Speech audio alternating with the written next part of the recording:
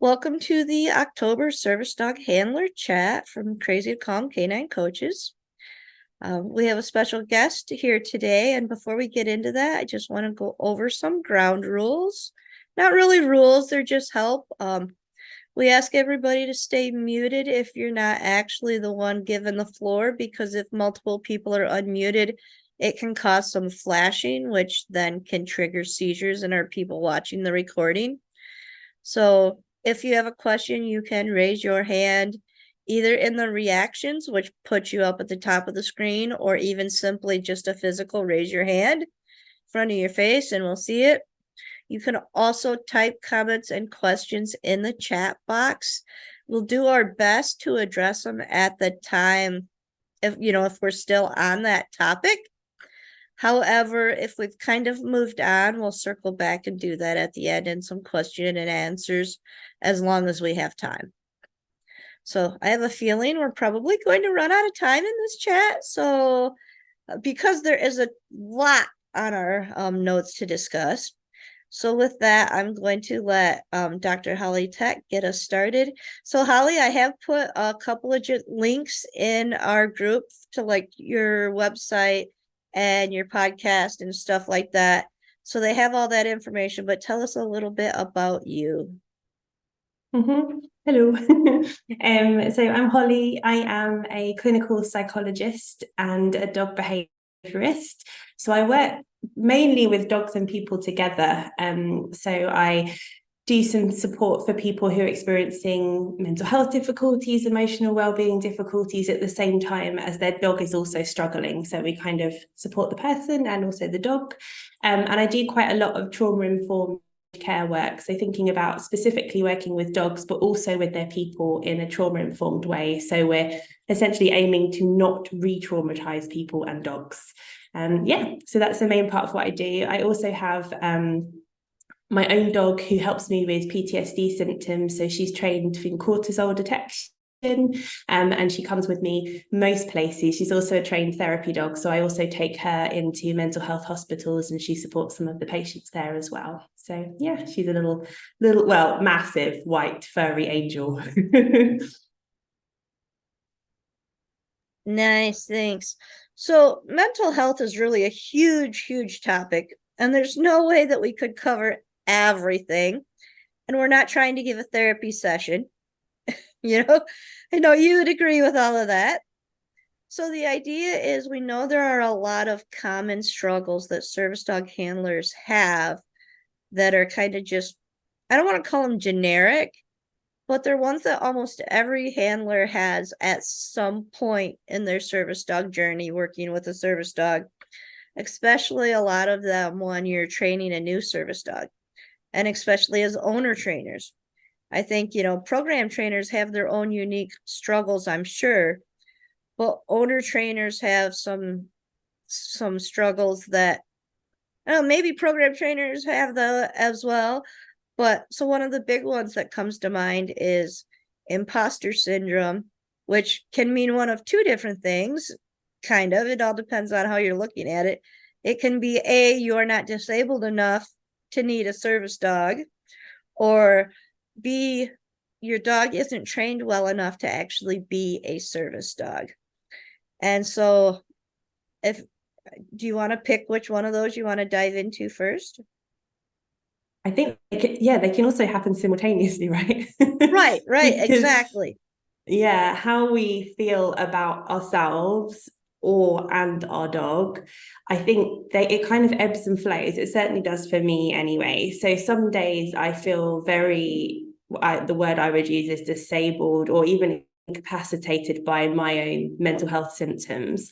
And on those days, like, my dog is incredible. She's incredible every day. Obviously, they always are, but it's amazing and incredibly helpful for me. On other days where I'm functioning much better, I don't like sometimes to think of myself as needing a service dog. I love her as my pet dog and of course a member of my family, but on those days I almost want to kind of push it away a little bit sometimes. And I think that's something that some of my clients have spoken to me about, definitely. And the thing with imposter syndrome, whichever kind of way round it is that it's not something I think that ever fully goes away. So just like lots of things in mental health, if we're having difficult emotions or feelings, whatever it might be, the more we try and kind of push it down and pretend it's not happening, it might go away for a little bit, but then it's going to pop back up again. And yeah, I think in my experience, that happens depending on what's going on for the person that day and how they might be feeling. So that's the first thing that comes to mind, really.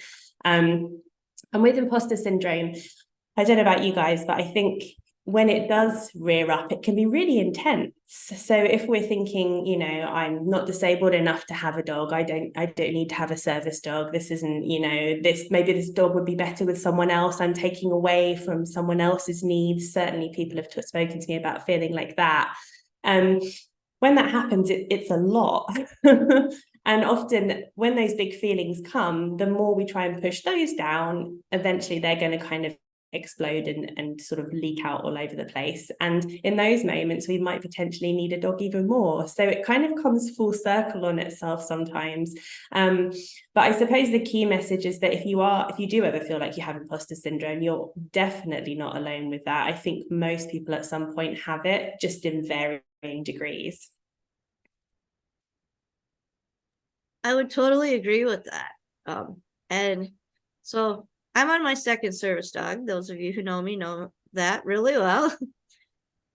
And I had it really, really bad with my first service dog, and it had kind of gone away by the time I started Azul. But like you said, it's that it seems to pop back in, you know, as much as I know. And maybe I'm having a couple of good weeks where he hasn't really done a whole lot of tasks for me for a couple of weeks.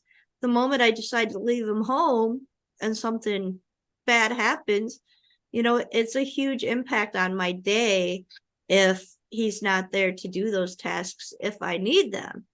So it makes sense then to have him with me every day, whether I feel like I need him or not, because we never know when our disabilities are going to kick in, especially those of us with invisible disabilities where everybody thinks we look normal. Well, and normal is under interpretation by your experiences anyways.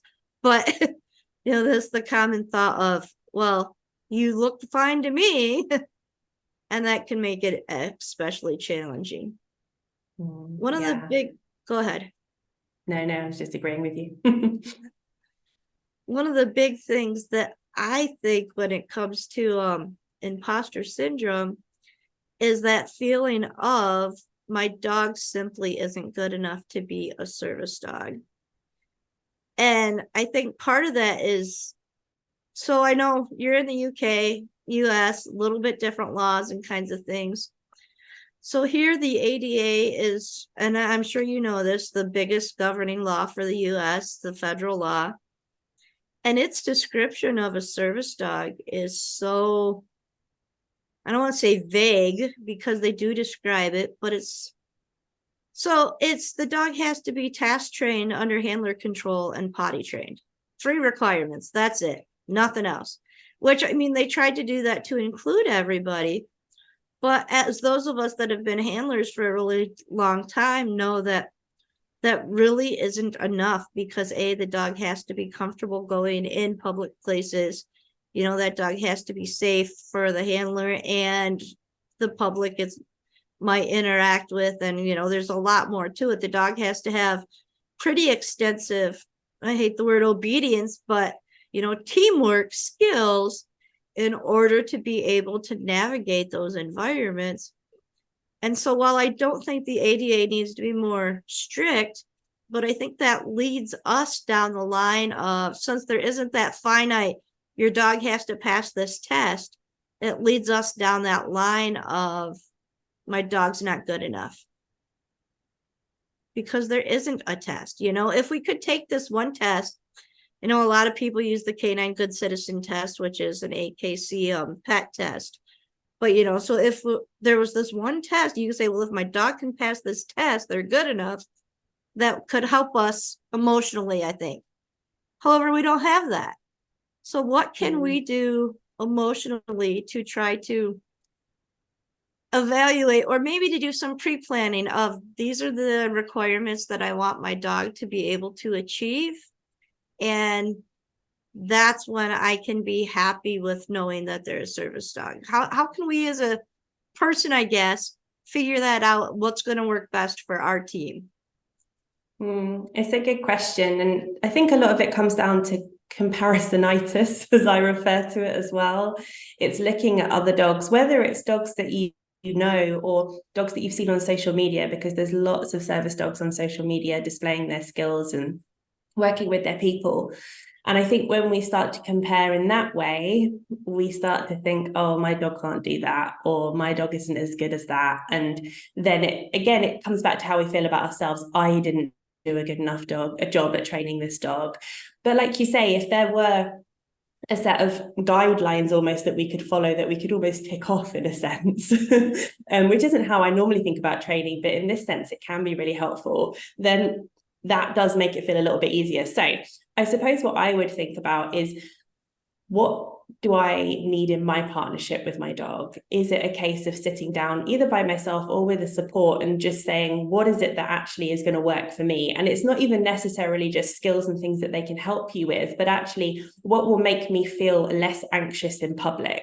So if currently when I go in a coffee shop, my dog's like, oh, what you got over there? Have you got a little snack for me? And they're kind of inching over. Maybe they were really good at that at first, and then they kind of hit about 2 years old or something, and they're suddenly like, forgotten all of that, I want to go and get that snack over there. Maybe that causes stress because we think, oh my gosh, people are looking at me and thinking that's supposed to be a service dog, and yet they're not lying dutifully by their parents' feet, they're trying to get over here and eat my bagel.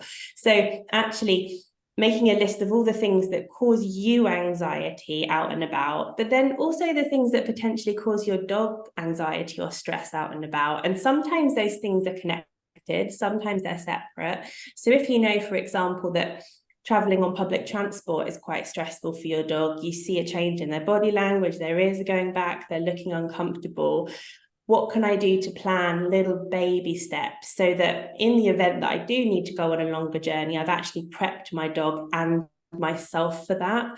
So I think you're right, Penny. I think it is about being as proactive as you possibly can, because we all have those moments where we're in the situation, we're thrown into it, and we just have to cope as best we can.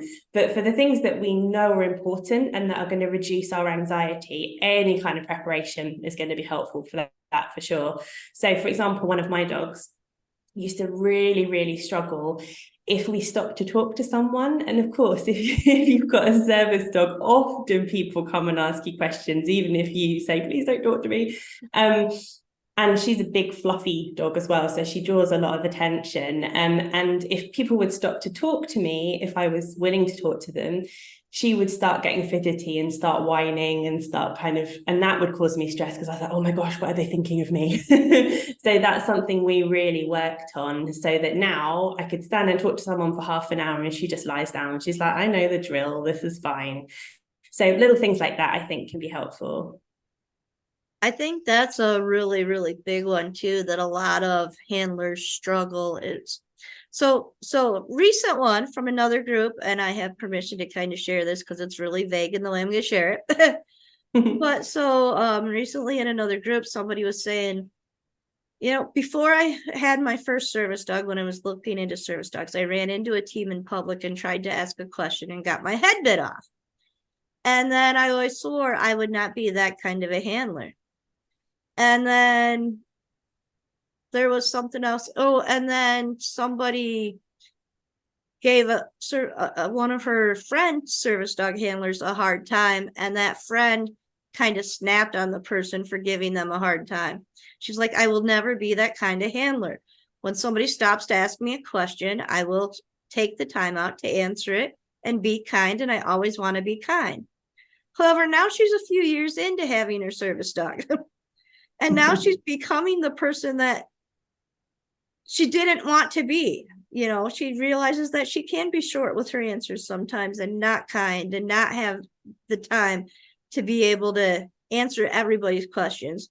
And those of us that have been working a service dog a while know how draining it can be to get 20 questions in 1 hour outing or something like that. So we all understand it. So I guess, what can we do to prepare ourselves better to be able to handle that type of situation so that we don't feel like we have to answer every question that's out there, but B, can maybe answer it in a kind, gentle way that's quick and we can move on. And how can we better prepare ourselves for that so that we don't have to be grumpy and mean and that kind of thing? So I'll answer that part of the question in a second, but the first thing I would say is if it does happen, it happens. Like if you have a bad day and you're just a little bit short with someone and you walk away and you think, oh, I wish I hadn't done it like that. First off, you could turn around and apologize if you wanted to, but also it's okay. Sometimes we're having a bad day and actually someone is encroaching on your space and encroaching on your day in a way that they probably wouldn't to another stranger. Like I know it's different in different cultures, but where I live in London, unless you're asking for directions or help with something specific, most people don't just saunter up to people and start a conversation unless you've got something in common. So it is a little unusual, and it is kind of, coming into your personal bubble and demanding of your time and your attention. So if it does go wrong, I would say try not to give yourself too much of a hard time and just kind of say, well, that was a bad day, oops, kind of thing. But in terms of preparing ourselves to be a little bit kinder and sort of measured in the way that we respond to things, two things I do, I mean, it's not rocket science, but I found it's what helps me, is I have pre-prepared answers. And as I'm saying them, I'm reeling them off, and I'm saying them in the same intonation, the same tone, even the same at the end of it, because I practiced them. So that's the first thing I do. I have just kind of stock phrases. The second thing I do sometimes, if I'm having a day where I don't particularly want to talk to whoever, 50 people that are coming up to see my dog, is I will never kind of open up the conversation. So I'll just give very, very polite but closed answers. So often the kind of questions I get, how old is she? What breed is she? What's her name? Blah, blah, blah. So I just give it all in one go. So I'm like, her name's Aya. She's a Pyrenean mountain dog. She's 6 years old and she's just helping me today. So we're doing a little bit of training. Nice to meet you. And then I'm kind of on my way. So I've kind of preemptively answered a lot of the questions that normally get asked in one go. And then I said, we're just training, and I'm kind of moved away. Or if I'm sitting down, just kind of redirected my attention back to my dog. And for most people, for people who are able to pick up on social cues, that's usually a polite-ish way of saying the conversation's ended. Because I think it's one thing when you're on the move, but when you're actually stationary, it's much harder because you may not be able to move out of the way. You're kind of relying on that other person to move away from you, which can be a little bit trickier. And the third one is just sort of like what I said at the beginning, but practicing. So practicing having that conversation with someone, or not having that conversation with someone. And you could do that in a mirror, you could do that with a friend, you could do that with thin air at home. But just, I think a lot of us get very anxious, like thinking, oh my gosh, how am I going to respond? What if I can't find the words? What if I say something that's going to be offensive? So actually almost even noting it down and practicing what it is you individually want to say, I think can be helpful, because what I want to say isn't necessarily what Kate wants to say or what Ben wants to say, for example. So it's got to be a little bit individualized, I think. Can we circle back just to one thing that you said there? Because I know what you mean totally, but I know a lot of people probably don't. You had said you don't give open answers. So can you explain a little bit the difference between, say, an open-ended question or answer versus a closed-ended? Yeah, sure. So for example, if I were to say to you, how are you? That would be open-ended. So you could talk for a minute, you could talk for a second, you could talk for an hour, because I've opened a question that allows you to tell me how you are in as many ways as you possibly like. If I said to you, how are you? You all right? That invites you to either say, yes, I'm all right, or no, I'm not. And that's a very English phrase, I know, but we'll be like, you're right. And it's not really open. It's not inviting you to give me a deep answer. It is just, yes, I'm all right, or no, I'm not. And for the most part, people say, yeah, I'm good. How are you?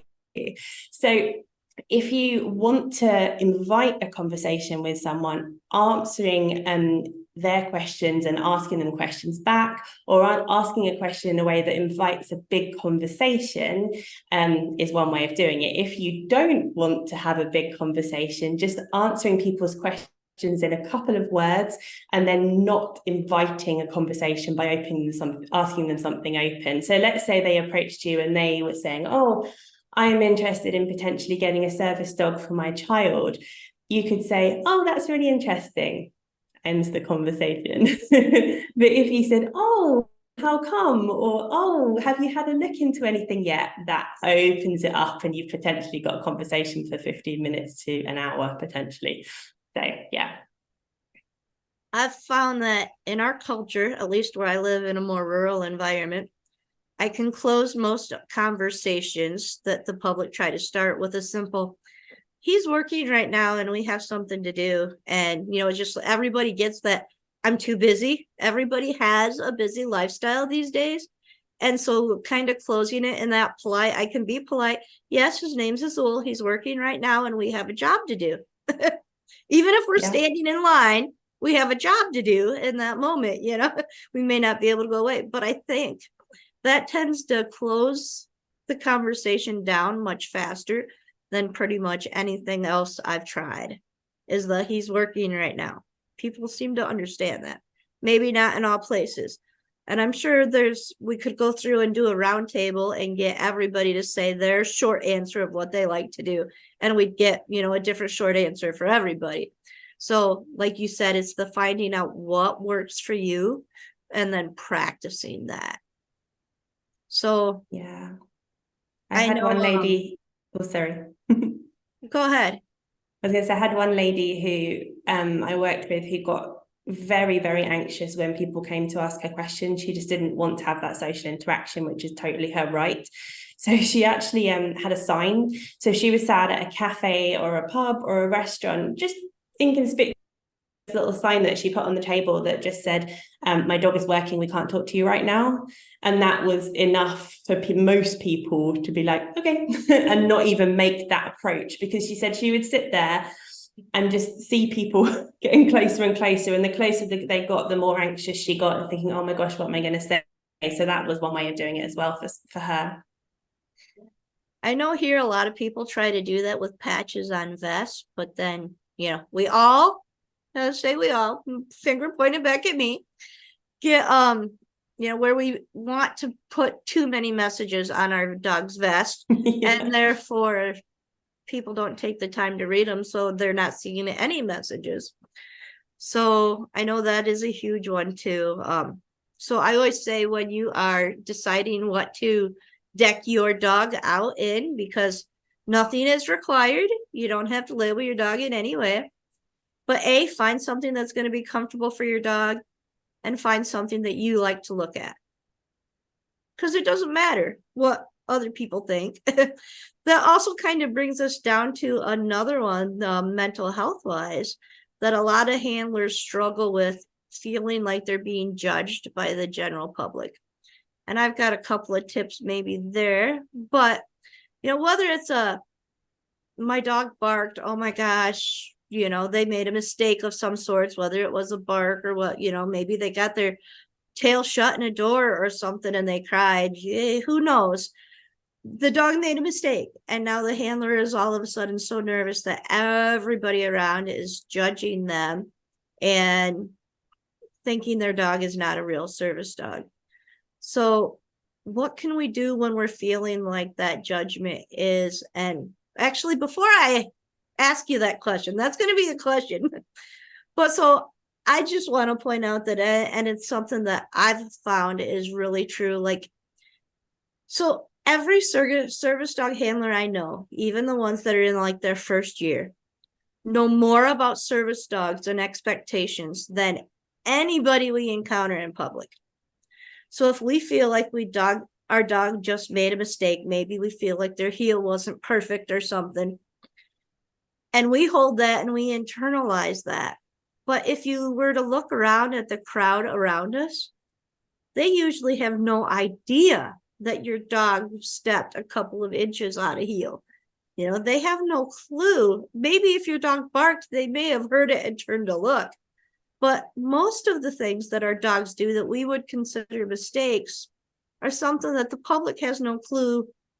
You know, if our dog misses alert, the public doesn't know that. If our dog is pawing at our legs, say to give us an alert, and if somebody sees it, they don't know if that is a trained behavior or if the dog is showing signs of stress. You know, same as like Azul's forward momentum task can look like he's dragging me through the store. And the general public doesn't know if he's a trained dog doing it on purpose or if he's untrained. So I think we ourselves, it's an internal problem. We feel like they're judging us when nobody really knows. So how can we deal with that? Yeah, 100% agree. I think a lot of the time it's the meaning that we're putting on it. So why do I feel judged when my dog barks? Is it because my dog barked, or is it because I'm worried about what this means about me? Kind of like the stuff we said at the beginning. So I'm a bad trainer. My dog's a bad service dog. People think that that dog shouldn't be a service dog. Like, what's the meaning that you're putting on it that's making you feel that way? I think that's the first thing to think about, because even though we may not be able to go into our brains, unfortunately, and change that meaning, we can at least be aware of it. And when you're aware of it, then you can almost have a word with yourself. So I do this sometimes where I'm like, Holly, you're doing it again. You need to kind of check yourself a little bit here, because you're getting yourself caught up. But yeah, I think when it comes to judgment, I would largely agree with what you said, Penny. Just remembering that actually no one knows, and not only do they not know. So even let's say you're in a room full of people who had all the knowledge in the world about service dogs or just dogs in general. Even in that situation, people are so caught up with their own stuff. People are so in their own head thinking about that thing they said that didn't sound right, or what their dog's doing, or oh my gosh, you know, that thing I said in a meeting 2 days ago that stayed with me. That's what we're all doing in our heads all the time. So actually, yes, they might look up because your dog barked, but most of the time people don't care what we're doing, and that can be quite a helpful way of looking at it, I think, sometimes, because it's like, oh well, you know what, never mind. And I try and put myself in that situation. So if I'm out in public and I see a service dog and they bark or they pull or they step out of heel or they go to gobble something off the street or whatever it might be, my response is, it's a dog. That's the first thing I think of, because I know all of my dogs have done that or would do that at some point, because they're not robots, they're not machines. And actually, although they are trained to do a specific job or a specific number of tasks, they are still living, breathing beings, just like we are. We mess up, we make mistakes sometimes, and so do they. So kind of reminding ourselves of that as well, even though we know that in the moment the feelings take over, don't they? You may have all the logic in the world, but in the moment we're like, I'm immediately anxious. So taking a breath, kind of trying to relax yourself a little bit in the best way that works for you, and then kind of resetting yourself. Something I do, which I find really helpful, I've got a can of Coke here, but if I've got any kind of surface, metal or a cool surface, I press my wrists up against it, and I personally find that very calming. So anything like that kind of gets you in touch with your senses can help to settle you down in that moment a little bit. That's a really good point too. I love the whole I know you've got a longer process there too that you teach in your group. But I love the whole think about, you know, where you're at, touch something. Maybe it's listen to something, maybe it's, you know, maybe it's pet your dog. Whatever it is that you can kind of in tune to get your senses, your body thinking about something else with your senses. I know a lot of that feeling of being judged comes from the fact that, you know, we know when we walk through a door, lots of eyes turn on us. Oh, wow, there's a dog. Maybe we've been in a store for 15, 20 minutes and somebody pops around an aisle. Oh, look, there's a dog. You know, so we see that, but we have to kind of, what I found helped me is to remind myself that they're only looking at me and my dog for 30 seconds, 60 seconds, maybe 90 seconds. And then they're going off again about their day. So they don't know what my dog did 5 minutes ago or 45 minutes ago or any of that. They only know that 90 seconds of time. And so 90 seconds is not enough time to make a fair judgment. So if in their minds they are saying that dog's not a service dog, I don't care, because they've seen 90 seconds of time in my life. And their opinion in that of that 90 seconds doesn't matter to me. Now, if it happened to be, say, a family member that has seen me time in and time out and didn't like a certain 90 seconds, then I'm going to care a little bit more about it. But to the general public that's only seen that 90 seconds, whatever their opinion of me is, it's just, I don't care. Which I know that's kind of a hard place to get to. And maybe that comes with my age and being, over 50 years old. I've hit that point that I just don't care about that anymore. But that kind of leads us to another thing. Cindy, I see your hand, but I'm going to go on to this because this was actually something you put in there and it ties in. So a lot of us have issues with, and we somewhat talked about this a little bit. So yeah, we get all kinds of questions, we know, when we're out in public with a dog. But what if those questions are, I guess, more aggressive, more attacky? Whether it comes from somebody telling you straight out that dog shouldn't be here, or that's not a service dog, or you're not disabled, or whatever it is, but comes off in that kind of aggressive, attacky.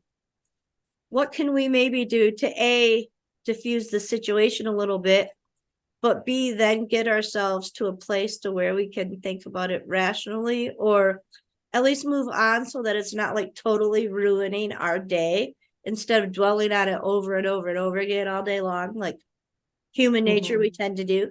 At least I do. Yeah, and the old rumination train, still thinking about it at 3 a.m. It's my favorite. Yeah, this is horrible when it happens, and I don't think there's any getting away from that. You can't sugarcoat that it's not pleasant when a member of the public, unsolicited, comes and gives you their opinion, especially when it's aggressive. It's very unpleasant. And no matter how much you might think, oh gosh, that person's got their own stuff going on, and you might be able to think about it like that a little bit later, possibly, which is what I normally try to do. I try and think there's a reason why that person felt the need to take how they were feeling out on me. Maybe that's something you can try and do a little bit later if you feel able to. But in the moment, I think the most important thing for me is mine and my dog's emotional safety. So physical safety is important too. And if you're obviously genuinely physically threatened, that's a different conversation. But emotional safety is important too. And I think in that moment, that's what gets threatened for lots of us. So immediately being made to feel judged, like we just said, anxious, feeling like you have to justify yourself or your dog or defend yourself in some way is completely unacceptable. No one should be made to feel like that. So this is when, again, the practice comes in, where we actually say, you know what? I'm going to just remove myself from this situation. Because for a person that feels the need to come up to a stranger and start attacking them verbally, I generally think there's not going to be much use in going back and forth with that person. I don't really know if that's going to get either of you anywhere. So I tend to just say, I need to do what I need to do to get myself and my dog out of this situation. So things I've said before are, okay, we're just going to be moving away now. And then I just leave.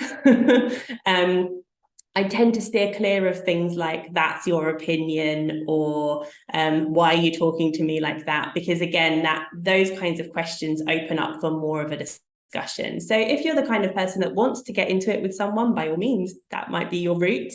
But for me personally, it's about, getting my dog and myself feeling emotionally safe. And that involves just getting as far away from that person as possible. So things like, we're going to be moving away, I'm not having this conversation, things like that can close something down quite quickly and allow you to kind of get out of there, I think. I agree. And I'm pretty much the same way. I know that occasionally there's the handler horror story, if you will, of, the person that attacked you and you tried to move away and then they followed you, they kept up. And so in that particular situation, what I found best is I'm not a confrontive or combative person, but being able to speak up enough for yourself to say, hey, stop following me.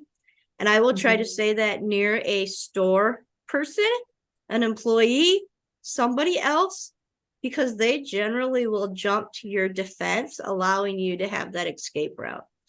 So most people that are going to do something like that really don't want to make a scene. And I mean, if you're going to argue back, they'll escalate, and it's just their demeanor, so they will argue back.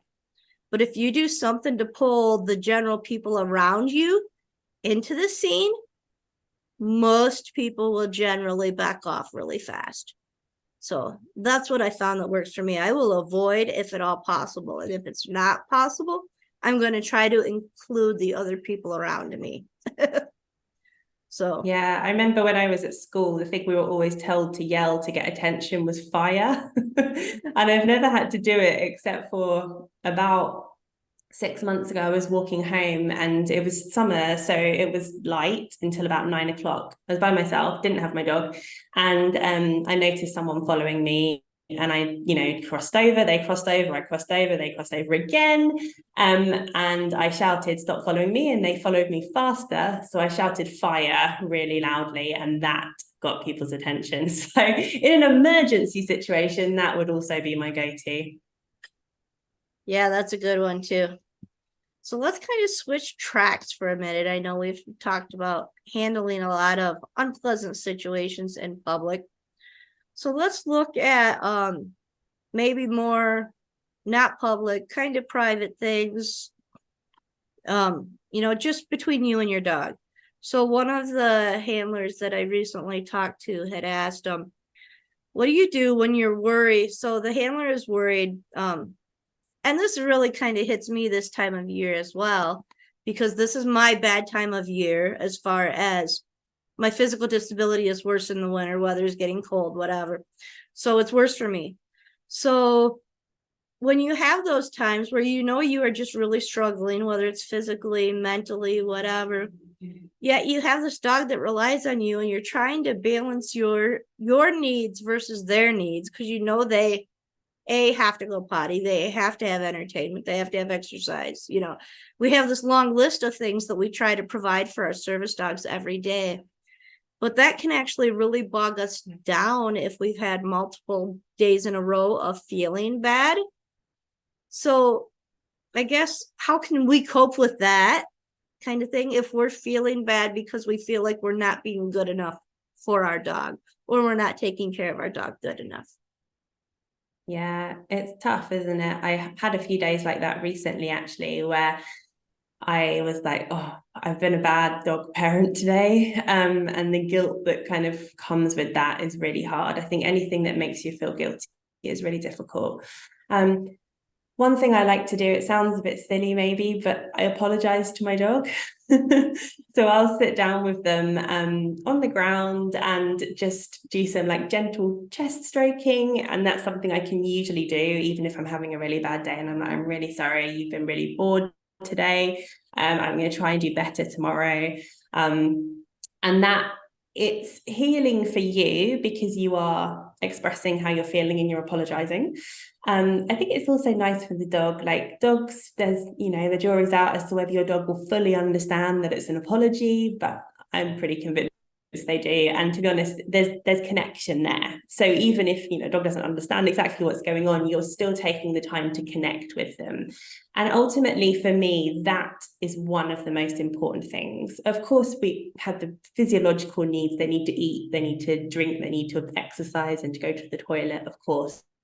But actually, if I don't have the energy today to have a play session with you, much as I might love to, sitting down and having that connection is a great substitute. So that's something that I try to do. And that can be anywhere. That could be lying in bed, that could be lying on the sofa, but it's just having that moment with your dog. Even something like massage is something I do in those situations as well, so long as your dog's comfortable with that, of course.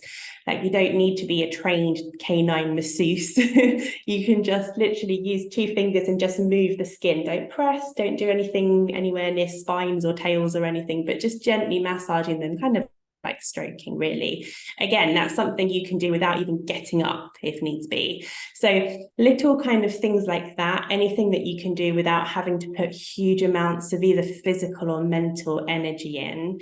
And then sometimes if I want to push myself a little bit, I'll make an agreement with my dog. So just a verbal agreement where I'll say, okay, today was really rough, but tomorrow, when I take you out to go to the toilet, I'm going to tag 5 minutes on the end of that, and we're going to do some training, or we're going to play some games, or we're going to play tug, or whatever it is, before I come back in and sit down, and then I can't get up again for 6 hours. So making those kind of verbal agreements like you would with a human, so that you're kind of pushing yourself for the next day just a little bit. It's not about saying, right, today was bad, but tomorrow we're going to do a million things, because that's too extreme. But just one tiny little thing can be helpful, I think.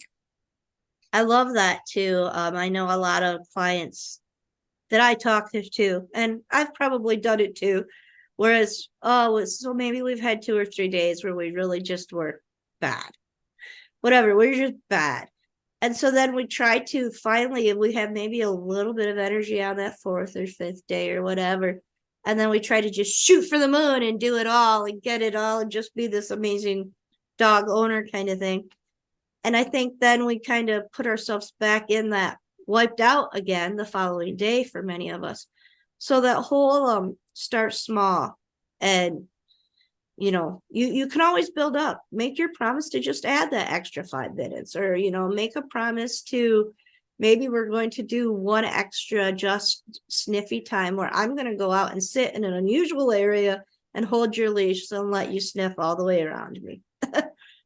Just something. It doesn't have to be a lot, but whatever you can figure, that baby step, putting that in there. And if you're having a longer period of time than what you think is, you're stuck and you just can't get started again, then reach out to another service dog handler, because we have all been there. Whether you reach out to one of the canine coaches, we all will gladly help you with that. But any service dog handler, pretty much, if you say, look, I'm stuck and I need some motivation, can you hold me accountable? Can you touch base with me tomorrow? Can you, whatever it is that you need, can we be these, dog time buddies for the next week, where we're going to encourage each other to get up and take our dogs out for a walk, or whatever it is. Find a handler, I don't care who, but somebody. And most handlers would be willing to help you out with that kind of thing, because we've all been there. I know I have a local person to me, and we both kind of get stuck in. We're too busy. We have too much going on. And we're the first person that we call, and it's like, I feel like crap. My dog needs a walk. Will you go walk with me? And they're usually the same thing of, yeah, I feel like crap too. Let's go for a walk. And just the act of doing it with somebody can actually help us move on. But if you're stuck, don't stay stuck. Let somebody know that has been there. Even if it's not another service dog handler, maybe it's a loved one. Hey, I really need you to push me to do the dishes tomorrow. Whatever it is you need, reach out for that, because that can make a huge difference. And I think we just don't, we might think to do that in other mental health areas, but we don't think to do that when we're thinking about our dog's needs. We just hold in that guilt, I think. Definitely. And it can be hard to know sometimes when to push yourself and when to look after yourself. That's something that's really tricky. Like, today I feel bad. Do I allow myself to wallow in that, whatever that bad is, mental health, physical health, whatever? Or do I push myself to do that thing? And that's something I've struggled with for years, something I talk to lots and lots of people about. But that's where what you said is so helpful, because if you can reach out to someone else to support you with that, then you still get to make the decision. If they reach out and they're like, come on, you said you wanted to go for a walk today, and you're like, no, I really can't, that's still your choice. But at least you've got someone that's kind of encouraging you. And sometimes that's enough to say, okay, yeah, we'll go for a walk. And that can be enough to just pull you up a little bit if you're struggling. I totally agree. And I think that kind of leads into another question that we had. So I know, especially for those of us that have a dog in training, I don't at the moment, but we've all been there. So even if your dog is not technically in training and is a full service dog. We've all been there. But when your dog is in training, you get told all the time, if something isn't going right, slow down, slow down, slow down. And so then we get into that same situation of maybe we slowed down, maybe we thought we were rushing our dog, we took some time off, and now we can't get motivated to start back up again. So maybe some other motivational things that can just help us, take that first step, or those first 3 steps or whatever. Yeah, I think the thing with motivation is it's not a constant thing that sticks around, unfortunately. I wish it was. I wish it was something that we woke up with a little motivation battery every day that we could kind of draw from. So again, it comes back to kind of saying, you know what, I'm not motivated today. So what do I personally need to have in place? And everyone is different here. So some people love a tick list. Some people love ticking things off. I'm a bit hit and miss with that one. It depends. If I can tick lots of things off, I feel great. But if the tasks are really big, I'm like, oh. So is it about breaking things into tiny little pieces? So yes, maybe you've taken 5 steps back with your dog. That's okay. You've had a break. When you go back into it, rather than leaping straight to that bit that where you got stuck, actually, can you spend a few days doing the really simple stuff, the stuff that makes both of you feel good? You see, your dog's happy, relaxed face. I can do this. This is really easy for me. And you might not feel like you're, reaching huge heights, but actually you know that both of you are feeling okay, you've got this. That can be a little bit motivating. And going back to what you were just saying, having accountability can be really helpful here as well. So you know what, my friend and I are working on totally different things with our dogs, but we can say, okay, I'm going to work on this today, what are you going to work on? Let's check in later, or let's check in tomorrow. So that can be helpful too. For me as well, I think positive reinforcement for people is just as important as it is for dogs. So we might be using the best reinforcers for our dogs, their absolute favorite things. But how are you reinforcing yourself? Yes, your dog's happy face is reinforcing for sure. It's reinforcing when they get something, you see that light bulb moment and they do it for the first time and you're like, yes, you're amazing, that feels great. But on those days where you're working through boring stuff, you don't really want to do it, what can you give yourself as a treat at the end? What's your reward? And that can be anything. It doesn't have to be something super healthy. It could be, I'm going to have 3 hours watching Netflix, eating chocolate. That's fine. So really coming up with a list of things that you find reinforcing so that you can kind of work on that at the same time. Very important for me, especially. I remember when I was a child, my mum did a degree later in life, and this was, computers were a thing when I was a kid, but we didn't have one. And so she hand wrote these essays. I remember her sitting at the living room table, hand writing all of her essays.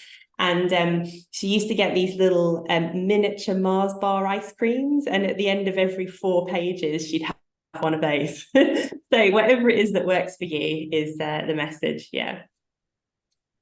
I took this tip actually from you a while ago, but so now I tell all my clients to make a list, whether it's, 3 things, 5 things, 10 things, you decide, but make a list of things that you absolutely love.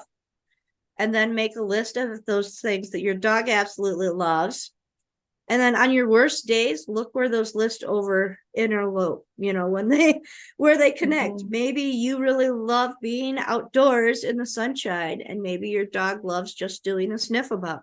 So if you're having that bad day, if you compare something you love with something your dog loves and reinforce both of you at the same time, it can make us feel better, even more than just reinforcing ourselves.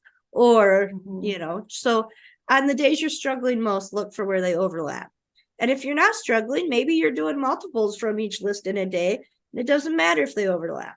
But so with that, we only have 10 minutes left. I want to kind of have some time for questions and answers. I do want to I'm going to touch base on one more thing that Patty had put in the chat, and that is ways to cope with, say, dealing with law enforcement or other emergency personnel when they don't realize what your dog is doing as a trained behavior or a task.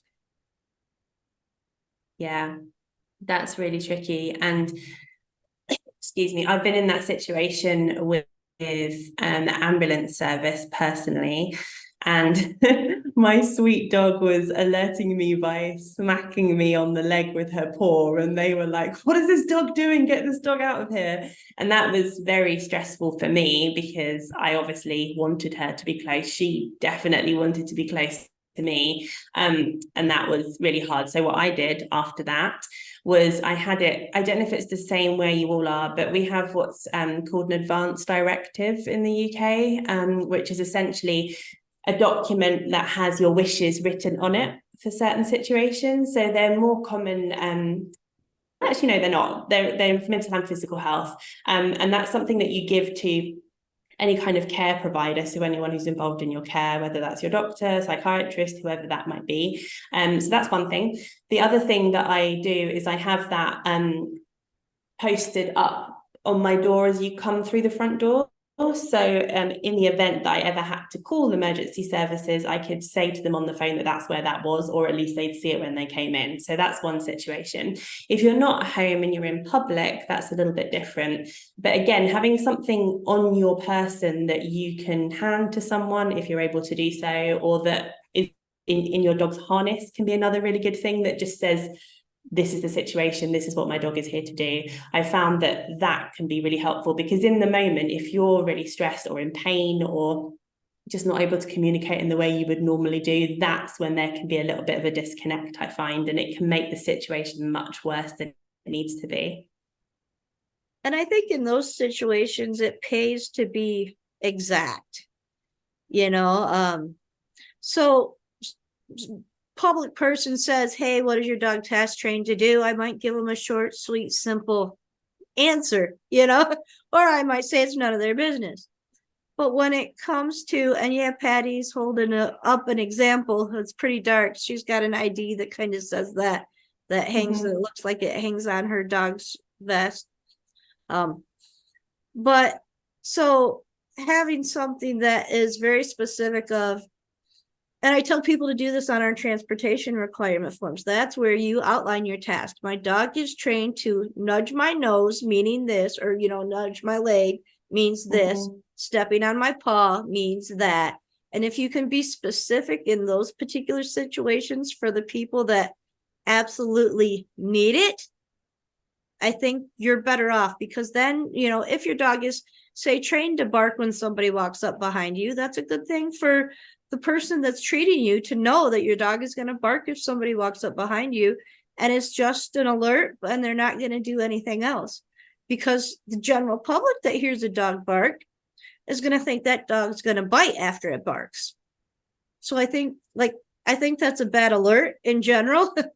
But if you put those things down in specifics, that can really help the person that's taking care of you.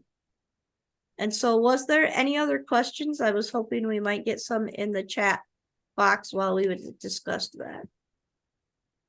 Oh, well, and Patty held up an ID that the person can wear. So it's used in the UK and other places in Europe. And she's holding it up again. Yeah, so it has her picture and it has a paragraph of text and maybe some logos on it and things. So it's a really nice ID.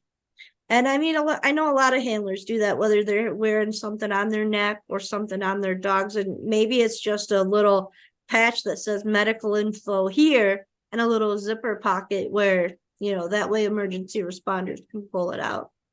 So I think that can really help in that kind of situation.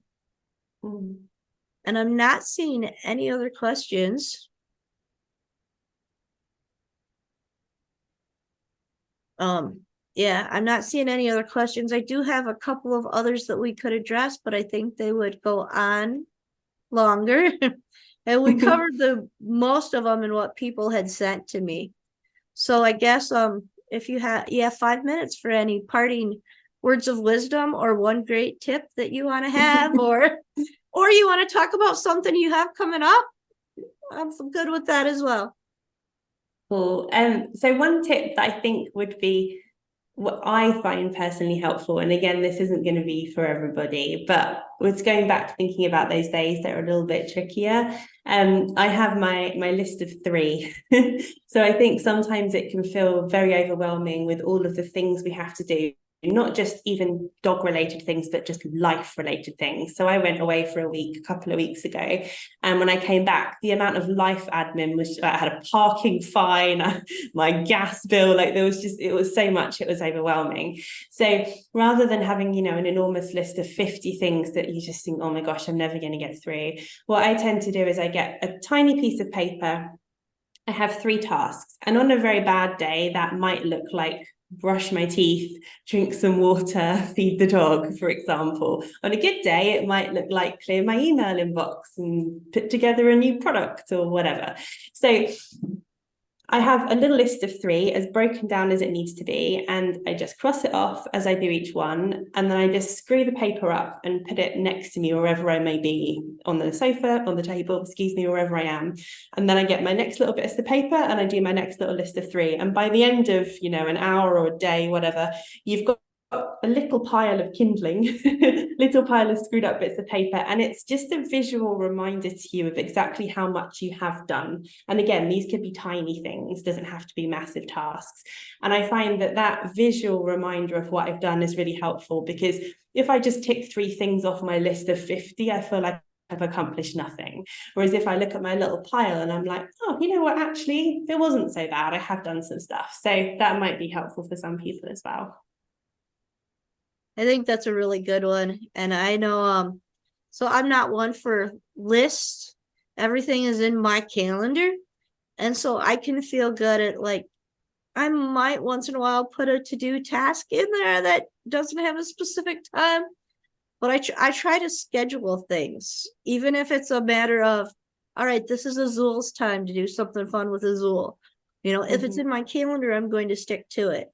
Versus if it's not, then I may skip Azul time. And then I hit the end of the day and go, oh, gee, I forgot to do anything fun with my dog. And some days that might be 10 minutes, and some days that might be 2 hours, you know, just depending on what it is. But so when something is really important to me that I really need to get it, I find, you know, just scheduling time specifically to do that thing, whatever it may be, so that nothing else interferes with that moment in time. So that you don't get that emergency call that says, hey, sorry, I have an appointment right now. They don't know that your appointment might be going out for a walk with your dog. Yeah, it's still an appointment. It's in your calendar. It's an appointment, even if it's an appointment to sit and watch TV, as far as I'm concerned. Like, schedule in free time. It doesn't have to be productive to be meaningful. Yeah. And in this day and age of busy schedules, sometimes we have to remember to do that. I know one that I'm constantly forgetting to put in my calendar every week is do my homework for the trauma-informed class. So I'm still working on it. I actually did it last week. Yes. I think I have 1.5 more lessons to do. Getting there. We're almost done with that part. Amazing. But yeah, so I mean, it's just something that I tend to forget to put in my calendar. And when I schedule that, then I actually do it. I may not do it exactly in that time that day, but if I have to adjust it, I adjust it and still do it, versus forget about it because I couldn't do it at the exact time. Exactly. So that's what helps me. And so with that, we are right at 2:00. I want to thank you for being here again. We always love to have you. You're welcome to come back anytime. Thank you. And we have a great lineup next time. Next month is going to be Grisha Stewart talking to us about needs, noticing the little needs our dog may have, whether it be physical, mental, social, emotional, you know, all of the needs our dog may have, and how our dog can communicate that with us. So that's next month. And with that, we'll be done for this year for Service Dog Handler Chats. So if you have an idea for next year or a topic you want us to discuss, please send it to us, because we're really looking for those so we can get next year scheduled as well. And we do have a note too that says they really appreciate this. And I know there's going to be a few more people that want to hear what we discussed. So the recording should be available by tomorrow. I will make sure it gets sent out to everybody to use. And with that, everybody have a great day. Thank you, Holly, for joining us. Thank you for having me. Bye.